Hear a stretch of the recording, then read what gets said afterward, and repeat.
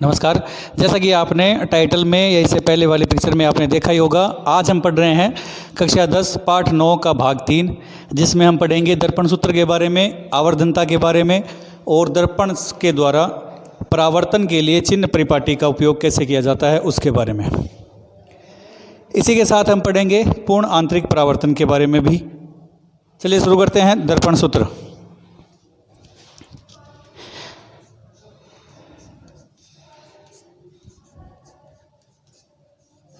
एक बटा एफ बराबर 1/v प्लस 1/u, ये होता है दर्पण सूत्र, जिसकी सहायता से हमें प्रतिबिंब की दूरी, बिंब की दूरी और f का मतलब फोकस दूरी में से कोई भी यदि दो मान दिए हुए हो और तीसरा मान ज्ञात करना हो तो इस सूत्र की सहायता से हम ज्ञात कर सकते हैं।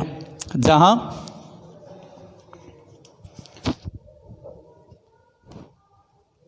f का मतलब है फोकस दूरी, u का मतलब है बिंब की दूरी दर्पण के ध्रुव से,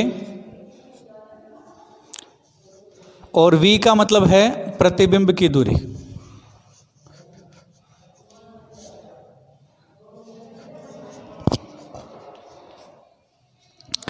तो दर्पण सूत्र की सहायता से हम आसानी से इनके संबंध आपस में बात कर सकते हैं।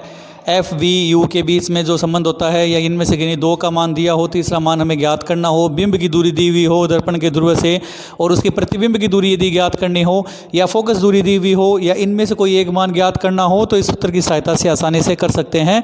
दर्पण सूत्र रिपीट करें, 1/f बराबर 1/v प्लस 1/u। अब बात करते हैं आवर्धनता की।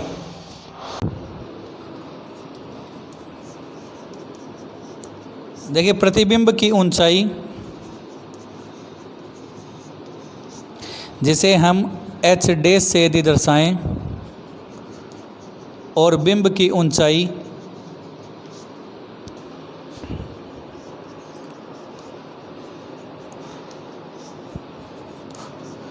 जिसे हम h से दर्शाएं का अनुपात ही आवर्धन कहलाता है, यानी कि मैग्निफिकेशन।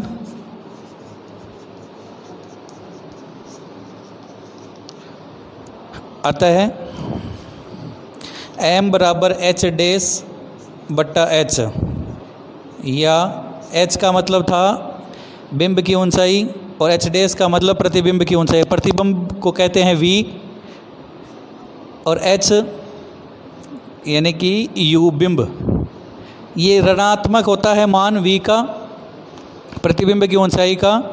तो m आवर्धन का सूत्र होता है h डैश, यानी ऊंचाई यदि दी हुई हो दोनों की सवाल में, बिंब की और प्रतिबिंब की, तो उन दोनों का अनुपात ही आवर्धन कहलाता है।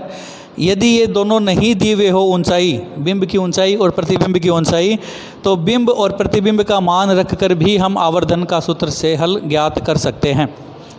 आवर्धन किसे कहते हैं? प्रतिबिंब की ऊंचाई और बिंब की ऊंचाई का अनुपात ही आवर्धन कहलाता है।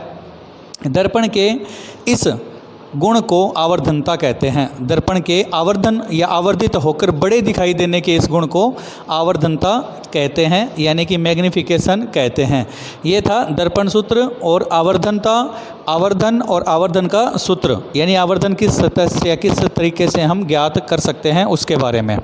इसके बाद हम पढ़ेंगे गोलीय दर्पण के द्वारा जो परावर्तन होता है उसके लिए चिन्ह परिपाटी कौन सी है, उनके बारे में नोट करें। अब बात करते हैं, चलिए बात करते हैं दर्पण के परावर्तन के लिए चिन्ह परिपाटी, यानी कि चिन्ह पद्धति कौन सी काम में लेते हैं और किस तरह काम में लेते हैं उसके बारे में। देखिए, चिन्ह परिपाटी में सबसे पहले बात करते हैं जिस पद्धति का उपयोग किया जाता है। कार्तीय चिन्ह पद्धति में, यानी कि कार्तीय चिन्ह पद्धति या निर्देशांक पद्धति का परावर्तन के रूप में इसका उपयोग किया जाता है। दर्पण के ध्रुव को P को, जिसे हम इससे पहले वाले टॉपिक में हमने पढ़ा था, दर्पण के ध्रुव को उसमें मूल बिंदु माना जाता है और मुख्य अक्ष को निर्देशांक पद्धति का अक्ष काम में लेते हैं। निर्देशांक पद्धति या कार्तीय पद्धति के बारे में आप पहले से ही परिचित हैं। आपने जाना होगा कभी निर्देशांकों को दर्शाने के लिए ऐड का चिन्ह इस प्रकार ग्राफ की कॉपी में दर्शाया होगा। दाईं तरफ की दूरी जो है उसे हम x प्लस का मानते हैं, बाईं तरफ को माइनस का। इसी तरह y जो ऊपर है वो प्लस और नीचे वाला जो y है वो माइनस के लिए। और मध्य बिंदु या मूल बिंदु को हम O से या 0 से दर्शाते हैं, जिसके निर्देशांक 0 0 होते हैं। इसी पद्धति का उपयोग दर्पण के परावर्तन के लिए चिन्ह परिपाटी के रूप में किया जाता है। देखें, कोई भी लेंस होता है या कोई भी दर्पण होता है, उसके ध्रुव को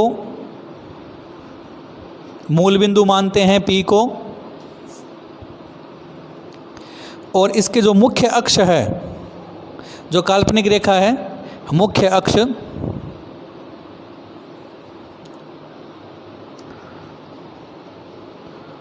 उसे अक्ष की निर्देशांक अक्ष मान लेते हैं। अब इसमें देखें, बिंब जो होता है वो दर्पण के बाईं ओर रखा जाता है हमेशा।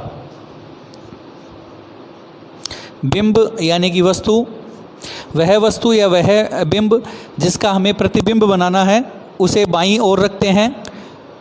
मुख्य अक्ष के समांतर, यानी इस मुख्य अक्ष के जो समांतर सभी दूरियां जो है वो ध्रुव से ही मापी जाती है, यानी कि यहाँ सेंटर से मापी जाती है। इसके दाईं ओर प्लस की दूरी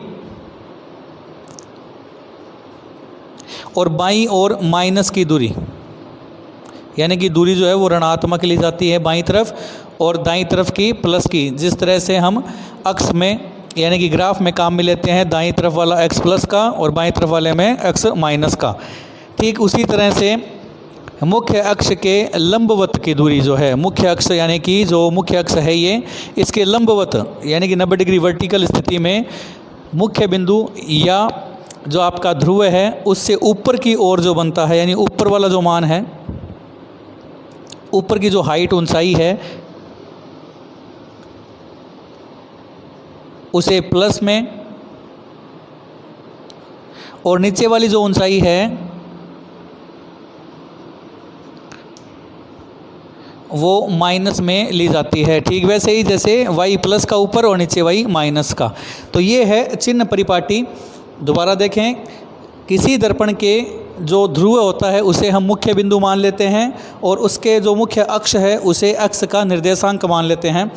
मुख्य अक्ष के यानी कि ध्रुव से ही सभी दूरियां मापी जाती है। ध्रुव के दाईं तरफ की दूरी प्लस की, बाईं तरफ की दूरी माइनस की। ध्रुव से ही ऊपर यानी कि लंबवत की ऊंचाई प्लस की, और लंबवत की नीचाई जो है यानी नीचे वाला जो मान है वो माइनस की ऊंचाई के रूप में मानते हैं। नोट करें। चलिए बात करते हैं पूर्ण आंतरिक परावर्तन की। जब कोई प्रकाश किरण सघन माध्यम से विरल माध्यम में प्रवेश करती है।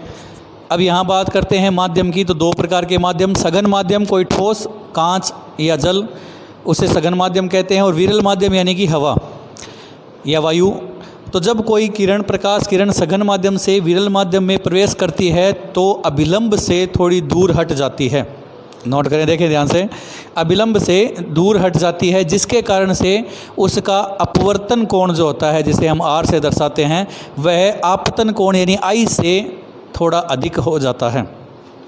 यदि आपतन कोण में हम बढ़ाना चाहें, वृद्धि करना चाहें, तो इससे क्या होगा, अपवर्तन कोण भी बढ़ जाएगा, उसमें भी वृद्धि होगी।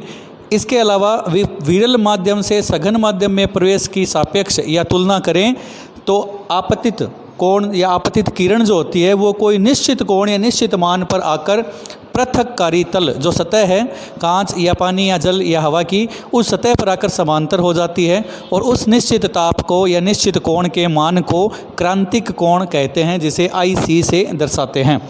आपतन कोण को क्रांतिक कोण से अधिक किया जाए, यानी कि I को IC से अधिक किया जाए, तो आपतित किरण उसी माध्यम में परावर्तित हो जाती है। इस पूरी घटना को हम पूर्ण आंतरिक परावर्तन कहते हैं। देखें एक बार फिर से, सघन माध्यम से विरल माध्यम में जब कोई प्रकाश किरण प्रवेश करती है तो किरण अभिलंब से दूर हट जाती है, जिससे अपवर्तन कोण यानी R का मान आपतन कोण I से अधिक होता है। यदि आपतन कोण में वृद्धि की जाए तो अपवर्तन कोण भी बढ़ेगा। विरल माध्यम से सघन माध्यम के सापेक्ष किसी निश्चित कोण या निश्चित मान पर आपतित किरण पृथक्कारी तल के समांतर हो जाती है। इस निश्चित कोण को ही हम क्रांतिक कोण कहते हैं। आपतन कोण को क्रांति कोण से अधिक या बड़ा करने पर आपतित किरण उसी माध्यम में परावर्तित हो जाती है। इस पूरी घटना को पूर्ण आंतरिक परावर्तन कहते हैं। तो ये था हमारा आज का विषय। आई होप, उम्मीद करते हैं समझ में आया होगा। अच्छा लगे तो लाइक शेयर सब्सक्राइब ज़रूर करें और बेल आइकन को दबाना न भूलें ताकि नया वीडियो जो भी बने वो आपको पहले मिले। मिलते हैं इसी पाठ के चौथे भाग में। आज के लिए इतना ही, धन्यवाद।